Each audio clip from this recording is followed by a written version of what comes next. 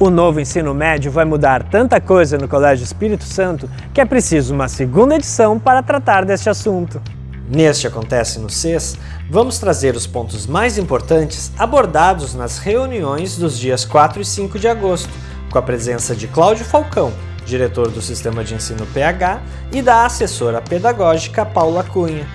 Tudo que eles falaram será colocado em prática a partir de 2022, incluindo aí o Learning Book. Para o ano que vem, o Colégio Espírito Santo deu mais um passo em termos de inovação, tecnologia, e do 9º ano até o 3º ano do ensino médio, na configuração é importante a gente lembrar que a mudança é para o 1º ano, a gente não vai fazer uma coisa de atropelo, de sobressalto e atrapalhando o currículo dos alunos que já iniciaram o ensino médio no formato atual, então 2º e 3º ano vão concluir do jeito que iniciaram, e o 9º, que ano que vem vai ser 1º, vai vir no novo formato e as outras turmas virão na sequência. E para isso, a outra novidade é que tudo do PH estará dentro de um computador. A gente chama isso de Learning Book. É uma parceria da Somos com a Google for Education. Então, o material será, na verdade, essa caixa. O Falcão falou em 5 livros. Na verdade, os livros estarão todos aqui dentro.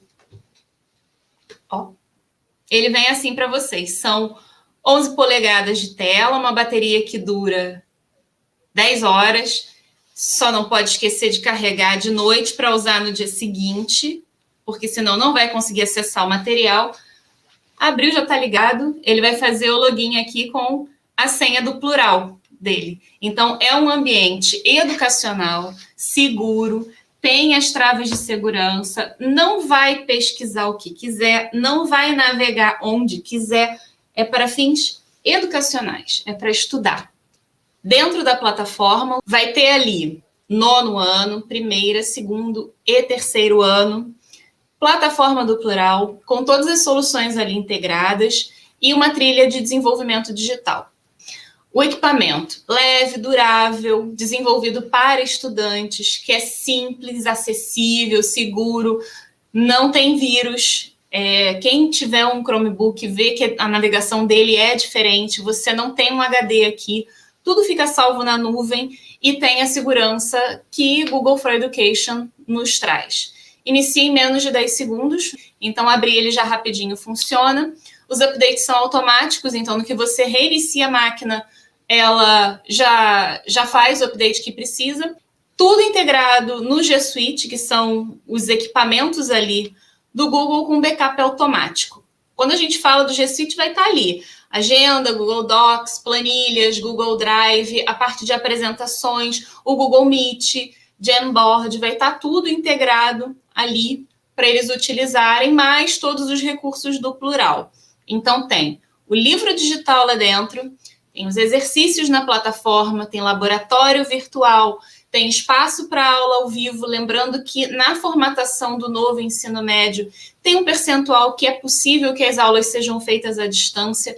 Então, mesmo com tudo isso que a gente está vivendo em razão da pandemia, de aula digital, de ter um sistema de revezamento, enfim, muito do que a gente está vivendo já era pensado na reforma para dar um pouco mais de dinamismo. Então, vai ter lá o plural com tudo que tem, mas o que a gente tem do maestro, que é aquela parte que o professor ele personaliza o que vai mandar para os alunos. Então, ele manda bilhete por ali, ele manda atividade por ali, ele manda link, ele manda vídeo. Vai ter também uma outra função para vocês que chama plural olímpico. Eu sei que o ensino médio já andou dando show aí em Olimpíada de Biologia, então tem uma seção específica para escolas que têm esse perfil de trabalhar com Olimpíadas acadêmicas, e a gente sabe que isso conta no currículo, principalmente para aqueles que vão fazer processo seletivo para universidades fora do Brasil, né? Vamos combinar que nesse mundo globalizado e cada vez mais digital, eles têm um rol grande de escolhas, não são só as universidades aí do Rio Grande do Sul, não são só as universidades do Brasil. De repente, pode ser que o sonho deles esteja um pouquinho mais longe. Então, Pensa com carinho quando ele falar que está se inscrevendo aí numa Olimpíada, ou de matemática, ou de biologia, ou de astronomia, porque isso pode abrir novas fronteiras. E para trilhar o caminho profissional que cada um dos nossos estudantes seguirá no futuro, o primeiro passo é fazer uma escolha. E essa é a principal característica do novo ensino médio. Uma novidade que será implantada em todo o país. É uma novidade no Brasil, uma novidade para todo mundo, e eu tenho muito orgulho de dizer, a gente está na frente. Qualquer escola hoje, no Rio Grande do Sul, em Canoas, no Brasil, que não estiver adotando o novo ensino médio, significa que está adotando o velho ensino médio. E o velho ensino médio ele tem uma série de problemas que o novo ensino médio está tentando superar, né? Não que a proposta do governo seja perfeita, mas ele tem um indicativo muito bom para isso. Comparando com outros países, o nosso modelo de ensino médio, que foi o que nós todos estudamos, ele não evoluiu, né? Talvez de outros países tenham evoluído e por isso eles mudaram e por isso têm resultados melhores. Então o que o governo chegou à conclusão? Tem que mudar. Nós temos resultados ruins no ensino médio brasileiro, portanto, é fundamental mudar.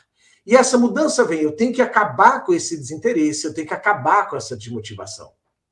Como é que eu faço para combater o desinteresse e a desmotivação do aluno? Como é que eu vou corrigir esse rumo? Primeiro, protagonismo. Eu tenho que dar ao aluno algum direito de escolha.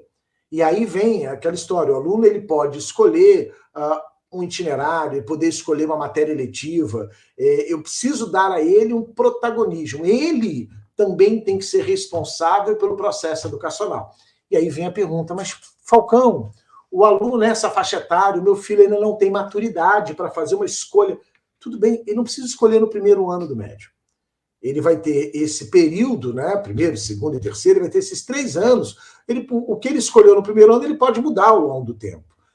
Mas no início ele tem que fazer uma escolha do que ele pretende, do que ele acha, até para experimentar, do que ele acha que ele vai gostar, mas nada impede que ele mude de opção, né, de área no meio do caminho. Mas para isso a gente tem um projeto de vida. Uma das coisas que foi colocada e está na lei, obrigatoriamente, tem que ser fornecido um projeto de vida para o aluno. E o que compõe esse projeto de vida? E está dentro do material do PH, tá? Ele é digital, mas nenhuma escola paga por isso, a gente dá, faz parte do produto do PH, é dado a todas as escolas parceiras, um projeto de vida para ajudar o aluno a fazer essas escolhas, entender o mercado de trabalho, para trabalhar as habilidades socioemocionais, a trabalhar as habilidades do século XXI, com foco nessa educação integral, de conteúdo, integral de valores, integral onde eu vou dar um apoio emocional a esse aluno, tá? E ajudar ele a se desenvolver. É um pouco funcionar como um conselheiro de estudo e um conselheiro até mesmo de carreira. E dentro das escolas onde você tem um orientador educacional, você tem um psicólogo que também ajuda nesse processo, né? De ser um aconselhador do aluno né, na sua carreira. Essa transformação do ensino médio é resultado de uma reforma na legislação que rege a educação no Brasil. Por isso, todas as escolas públicas e privadas devem se adaptar neste sentido. Para vocês entenderem, a reforma é lei. Obrigatoriamente lei. Não tem assim, a reforma não pegou. A lei mais importante da educação brasileira é essa. Talvez alguns pais que aqui estejam, sejam da área de educação, eles vão entender claramente o que eu estou falando. A LDB, Lei de Diretrizes e Bases de Educação, é a lei mais importante. Ela foi alterada em 2017 e nessa alteração você incluiu a reforma do ensino médio. Então não tem essa de que a reforma não vai acontecer. Inclusive, recentemente o governo começou a botar propagandas na TV, não sei se alguns já viram, sobre a reforma. E ela foi alterada em 2017, incluiu a reforma e deu 5 anos para as escolas se adaptarem. Então, 18, 19, 20, 21, 22. Significa que em 2022, todo mundo tem que estar dentro da reforma. Em cada estado, você vai ter uma regulamentação da reforma, tá?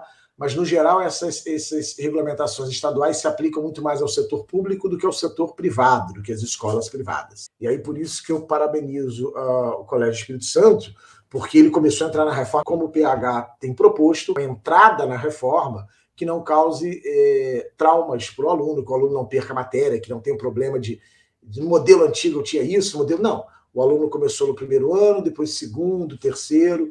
Resumindo, quem não está dentro da reforma está atrasado, e pode ter certeza que o Colégio Espírito Santo está dentro da reforma e está na vanguarda disso. O novo ensino médio conta com 2 eixos. O primeiro deles é a formação geral básica, que contempla a Base Nacional Comum Curricular. O segundo eixo é o itinerário formativo, que será escolhido pelo aluno no início de cada ano letivo para aprofundar o seu conhecimento. Então, no Brasil inteiro, todo mundo agora vai ter que aprender, no mínimo, as mesmas coisas. Então, a BNCC ela começa a colocar a obrigatoriedade de um currículo mínimo. Falcão, as escolas precisam dar só a BNCC? Não, a BNCC, como eu disse, está no nome, é a base, não é o teto. Eu posso dar um conteúdo além do que está na BNCC? Pode e deve. O que eu não posso é não deixar de dar o que a BNCC coloca. Então, a BNCC coloca que é importante falar sobre o papel das mulheres ao longo da história. Então, eu tenho que falar sobre o papel das mulheres em algum momento do ensino médio e eu tenho que abordar essa temática. A outra mudança é o aumento da carga horária de 2.400 para 3.000 horas, o que não é um problema para as escolas privadas. A maior parte das escolas privadas, se não todas, já tem mais de 3.000 horas ao longo do ensino médio todo, tá? Quando eu falo 3.000 horas, é somando primeiro, segundo e terceiro ano. Quem não tinha isso era o setor público, mas as escolas privadas, todas elas têm mais, no geral, têm mais de 3.000 horas. No caso do PH, né? Essa lei, a lei, ela diz que eu tenho que ter 3.000 horas. Então, olha aqui, ó, 1.800 mais 1.200, 3.000 horas. Só que a lei detalha mais um ponto. Eu tenho que ter, no máximo, 1.800 horas de formação geral básica e, no mínimo, 1.200 horas de itinerário formativo. Vamos respirar? Vamos lá? O que a lei diz? 3.000 horas e divide essas 3.000 horas ao longo de primeiro, segundo e terceiro ano nesse jeito. 1.800 horas de formação geral básica e 1.200, no mínimo, 1.200 horas de itinerário formativo. Azulzinho aqui é o jeito do PH, tá? Azul, formação geral básica, e o vermelho, o rosa, itinerário. Nós, no PH, organizamos nesse formato. 630 horas de formação geral básica no primeiro ano, 390 de itinerário no primeiro, 630 no segundo de formação e 390 de itinerário formativo. Quando chega no terceiro ano, a gente vai ter 540 de formação e 420 de itinerário formativo. Se vocês somarem, vão dar as 1.800 horas, que é o máximo. E é importante dizer, eu não posso, a lei não permite, eu não posso dar mais de 1.800 horas na formação geral básica. O máximo são 1.800 horas. Já no itinerário formativo é o inverso. Eu tenho que dar no mínimo 1.200. Eu poderia dar aqui 500, 500 e 500? Poderia botar 1.000, 1.000 e 1.000? Eu posso, né? Então, mas o material do PH, ele organiza já está organizado para atender pelo menos o mínimo. É claro que cada escola ela pode ter um projeto, trabalhar com projetos, trabalhar com matérias eletivas e tal, e com isso ter aqui de itinerário informativo mais de 1.200 horas, ter 1.400, 1.500. A lei obriga a ter no mínimo 1.200 horas. Então eu tenho todos os alunos têm que fazer formação geral básica ao longo dos 3 anos, 1.800 horas, e tem que ter no mínimo de itinerário formativo 1.200. Então, eu tenho uma formação geral básica, onde todos os alunos fazem. E o que consta nessa formação geral básica? Aquela base curricular. Então, a formação geral básica, tudo que está na BNCC, Base Nacional Comum Curricular, tudo que está nessa base tem que aparecer na formação geral básica.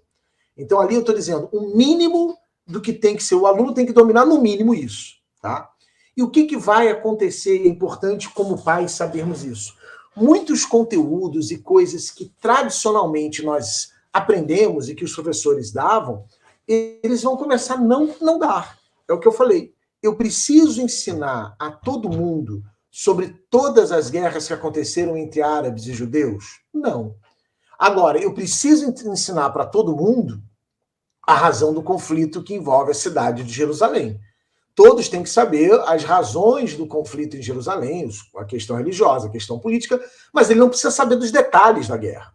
Então, na formação geral básica, eu vou falar sobre o conflito entre árabes e judeus, eu vou falar sobre a importância da cidade de Jerusalém, seu papel histórico, tudo bem, isso todo mundo tem que saber. Agora, no itinerário, para as pessoas que vão seguir uma carreira na área de humanas, tal, aí no itinerário talvez eu fale de todas as guerras, aprofunde, e aí coloque todos os fatores que envolvem a guerra, eu vou retomar aquele tema com um grau de profundidade muito maior. Então, voltando, a formação geral básica, todos os alunos fazem a formação, eles têm aula de tudo, mas alguns conteúdos vão deixar de existir, ou pelo menos eles vão ser dados de forma mais simples na formação geral básica. E a gente tem e é um vício, porque nós fomos ensinados de outro jeito, né? De que o aluno tem que saber ler tudo de tudo. Se a gente fizer tudo de tudo, a gente continua fazendo aquele antigo ensino médio. E aquele antigo ensino médio não tem funcionado. Os nossos resultados educacionais, comparado com países que fizeram isso aqui, que a gente está começando a fazer agora, eles subiram no seu resultado educacional e o nosso estagnou e começou a cair. Neste novo ensino médio, o aluno vai ser ainda mais incentivado a desenvolver o autoestudo como protagonista no processo de ensino-aprendizagem. Já o professor vai estimular a busca pelo conhecimento e indicar mais conteúdo para que os jovens se interessem em saber mais sobre os assuntos. Um dos pontos que está na reforma é esse aqui, autonomia e responsabilidade. Então, muitas vezes, o aluno tem que desenvolver o autoestudo, né? Eu tenho que ter no material muito conteúdo, muitas coisas, que talvez o professor não vai abordar para todo mundo em sala de aula, mas eu crio ali a possibilidade daquele aluno que está sendo estimulado, que estamos trabalhando novas metodologias de ensino, que ele tenha ali material, ou leitura, ou indicativo de leituras para que ele aprofunde. Eu despertei a curiosidade dele na sala de aula, eu despertei o interesse dele na sala de aula, mas eu dei ali no material mais conteúdo, mais texto para que ele aprofunde. Não necessariamente o professor vai trabalhar todas as páginas e todos os exercícios em sala de aula. Aí você vai perguntar, o material do PH se limita à BNCC? Não. Como eu falei, é uma base. A gente tem, mesmo na formação geral básica, a gente ultrapassa essa base, a gente dá mais do que a base pede. E por que a gente coloca mais do que a base pede? Existem vestibulares regionais, existem vestibulares que ainda não adotam o Enem, e aí eu tenho que dar flexibilidade para o seu professor de biologia falar, olha, a base, ela pede para que eu dê genética, mas determinada lei de Mendel, de repente, não está na base, mas cai muito no vestibular que está aqui. Então eu vou trabalhar esse assunto. Isso está dentro do material do PH. Então eu tenho uma flexibilidade, uma autonomia para o professor, dele dizer, olha, essas 2 páginas aqui eu não vou trabalhar, mas eu vou trabalhar outro assunto. Ficou claro isso? Porque a gente tem essa, eu como pai, né, você diz, nossa, eu comprei o livro, meu filho tem que usar todas as páginas. Hoje isso é cada vez mais difícil, porque a gente quer dar autonomia de estudo ao aluno, criar na aula, o professor vai desenvolver a curiosidade, vai incentivar para que ele sozinho possa se aprofundar e aí fazer as escolhas. E uma das escolhas que caberá aos estudantes é a opção por um dos 2 itinerários formativos. Por ser algo totalmente novo, este é um ponto que ainda gera muitas dúvidas entre alunos e famílias. O que é um itinerário, né? Então, o que é um itinerário formativo? Porque a formação geral básica é muito parecido com o que a gente estudou, sendo que enxugou. Vamos pensar, formação geral básica. Antes eu tinha 100% do tempo para dar a formação geral básica. Hoje eu tenho 60% do tempo. Então, alguns conteúdos foram retirados. Lembra o exemplo que eu dei das guerras. Eu falo da importância de Jerusalém, mas eu não preciso citar todas as guerras envolvendo árabes e judeus. E isso talvez eu trabalhe no itinerário. Então, o que é um itinerário? Um itinerário é um conjunto de disciplinas, tradicionais ou não. No caso do PH, a gente seguiu disciplinas tradicionais, tá? Até porque a gente já sabe como é que vai vir o próximo Enem, né? Como é que vai vir um novo Enem. A gente preferiu seguir disciplinas tradicionais. Como assim tradicionais? Eu tenho matéria de história, eu tenho itinerário de história. Eu tenho a matéria de geografia, na formação geral básica, eu tenho itinerário de geografia. Tá?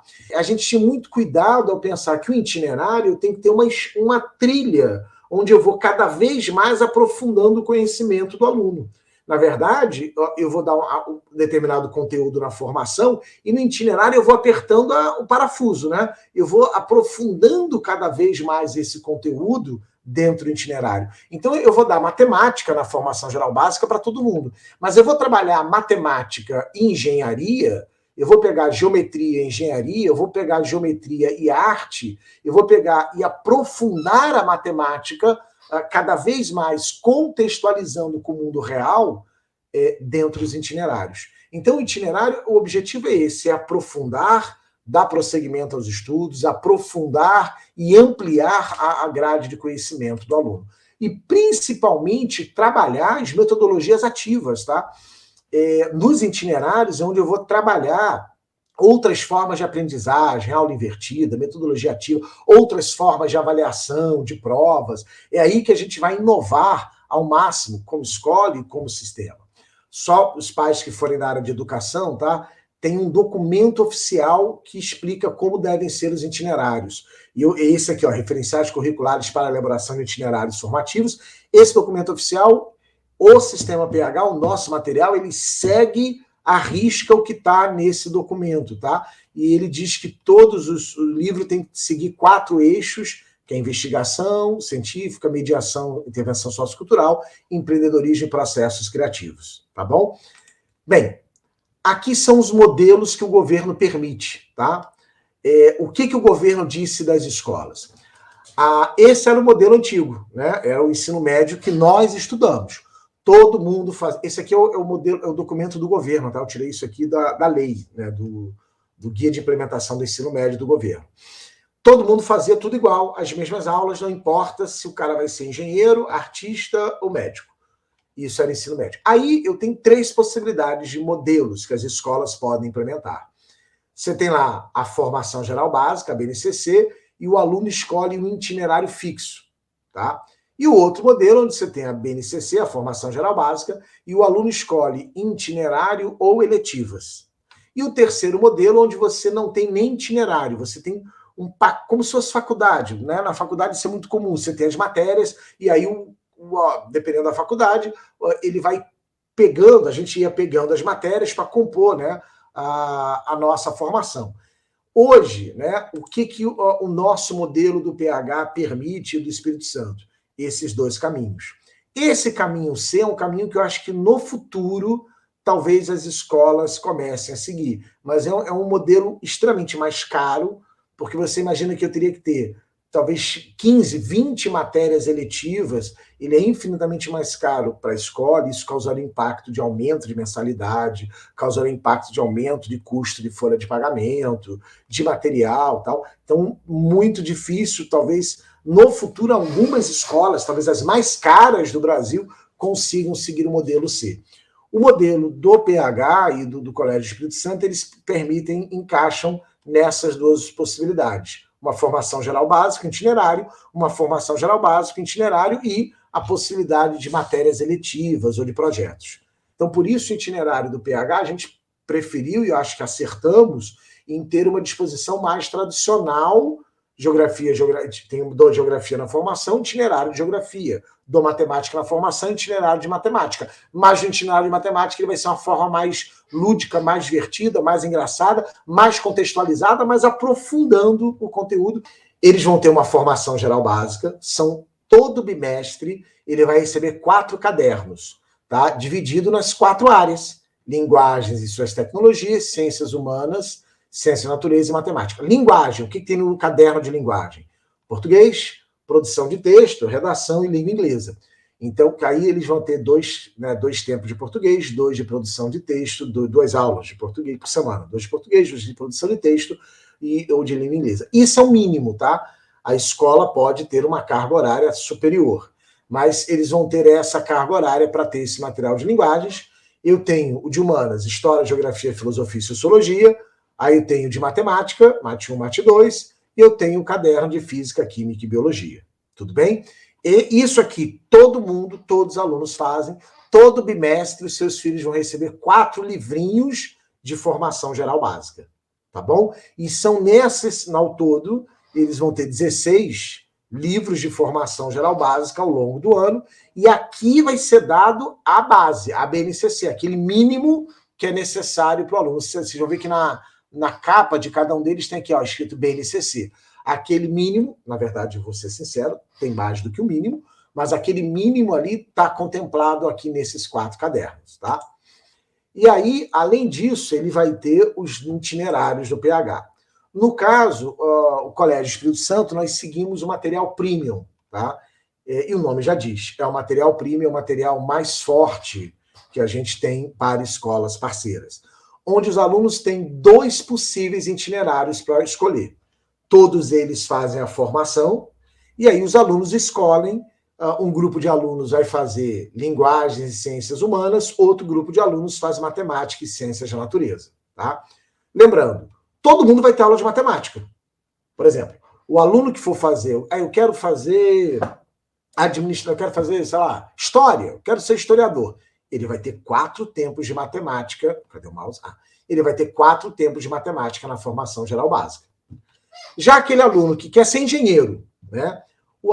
Quem quer ser engenheiro, ele vai ter 2 tempos de história, 2 tempos de geografia, 1 de filosofia, 1 de sociologia. Mas, em compensação, ele vai ter 4 mais 3 de matemática. Ele vai ter 7 tempos ao longo da semana, né, para estudar matemática, ou seja, ele vai ter no mínimo, e claro, cada escola pode até ter uma carga maior, mas 7 tempos de matemática por semana dá para preparar qualquer um para fazer qualquer prova, né, na área de engenharia. A mesma coisa, ele vai ter em física, ele vai ter 5 tempos para estudar física, ele vai ter 5 tempos para química, ele vai ter 5 tempos para biologia. Ele vai ter uma formação muito sólida na área daquelas 4 áreas. Aqui eu estou juntando 2, matemática e ciências da natureza. Até para o aluno ali, normalmente, um aluno que é da área de exatas, ele né, de ciências da natureza, ou mesmo, né, o cara que vai fazer medicina, muito difícil eles pular. Não, eu queria fazer medicina e no meio de medicina ele trocar. Não, agora eu quero fazer história. Ele normalmente fica aqui entre a área de biologia, medicina tal, e ciências da natureza. Então, no fundo, eu estou dando uma formação muito sólida para ele nessas áreas, nesses itinerários. E a mesma coisa o rapaz que quer fazer a área de humanas, a área de linguagens, ele vai ter uma quantidade de... Ele vai ter aqui, né, na área de linguagem, 5 tempos, aqui ele vai ter 6 tempos. Né? Então ele vai ter 11 tempos para ter aula de português, de redação, de inglês. A mesma coisa, ele vai ter 4 de história, 4 de geografia, 4 de filosofia, 2 de filosofia, 2 de sociologia. Então a gente tem o modelo premium nosso, é uma formação muito sólida, com bastante formação, com bastante preparação para que ele faça o vestibular. Importante dizer, mas é muita matéria. Cabe lembrar que ele, aqui, principalmente no itinerário, ele está estudando aquilo que ele gosta. Né? Ele está estudando mais, mas mais daquilo que ele tem aptidão, que ele tem facilidade, que ele tem interesse. E a forma com que o conteúdo é dado aqui também é uma forma mais atrativa para o aluno. Tá? Bem, então nós temos a formação geral básica, como eu mostrei, os itinerários, aqueles que eu mostrei, e a possibilidade de cursos eletivos, tá? Que a escola pode escolher, pode criar cursos próprios, é uma decisão de cada escola, como é que funcionam os cursos eletivos. Ó, eu vou convidar todos os pais entrarem nessa página, Sistema de Ensino PH Novo Ensino Médio, é uma landing page, tá? Eu tenho uma série de vídeos explicando detalhes da reforma, são vídeos pequenininhos, tá? Vídeos de 5 minutos, 4 minutos. Aqui eu tenho um material de apoio que é o guia, o nosso guia de implementação do sistema PH, a proposta pedagógica do que é o projeto de vida, a proposta pedagógica de cada um, uma amostra do material, aquilo que eu falei sobre o Enem, aliás, eu tenho que até atualizar esse documento, e aqui eu tenho os documentos oficiais, tá? O BNCC, os documentos do governo, dizendo de onde eu tirei para criar. Tá aqui, eu tirei disso aqui. E aí a Carla perguntou, os itinerários é esse aqui, ó, referenciais curriculares para elaboração de itinerários formativos. Então, se você tiver curiosidade, você clica aqui, vai abrir o documento do governo, você pode ler e você vai ver, depois olhando o nosso material, que ele foi todo construído a partir desse documento do governo, que são os referenciais curriculares. Esta foi a notícia de destaque da semana. Desejo um feliz Dia dos Pais e aguardo vocês no próximo sábado em mais um Acontece no CES.